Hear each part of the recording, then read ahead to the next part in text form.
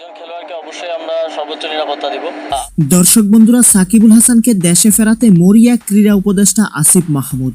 সাকিবুল হাসানের দেশে ফেরা নিয়ে দ্বিধাদ্বন্দ্ব ছিল। প্রথমে বিসিবি সভাপতি ফারুক আহমেদ স্পষ্টভাবে জানিয়ে দেন সাকিবুল হাসানের নিরাপত্তা বোর্ড দিতে পারবে না, কারণ তিনি আওয়ামী লীগ সংসদ সদস্য ছিলেন। এজন্য তার উপর ক্ষেপে আছে প্রায় বাংলাদেশের 90% মানুষ।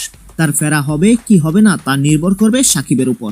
এতদিন অবধি এই জায়গায় অনড় থাকলেও আজ বাংলাদেশের ক্রীড়া উপদেষ্টা আসিফ মাহমুদ সাকিবের দেশে ফেরা নিয়ে সবুজ সংকেত দেন। আসিফ মাহমুদ জানান, একজন খেলোয়াড়কে আমরা অবশ্যই সর্বোচ্চ নিরাপত্তা দিব। আমিও ব্যক্তিগতভাবে চাই এইরকম একজন প্লেয়ার যার দেশের জন্য এত অর্জন রয়েছে। টেস্টটা শেষ করতে চাচ্ছেন, সেহেতু ফেয়ারওয়ালটা তিনি পাক, সেটাই আমার আশা থাকবে। আসিফ মাহমুদের এই বক্তব্য থেকে স্পষ্ট সাকিবুল হাসান দেশে ফিরতে চলেছেন। তাহলে সাউথ আফ্রিকার বিপক্ষে হতে চলেছে তার ফেয়ারওয়েল ম্যাচ। তো বন্ধুরা, ক্রীড়া উপদেষ্টার এমন সিদ্ধান্ত আপনারা কেমন ভাবে নিচ্ছেন তা অবশ্যই কমেন্টে জানাবেন।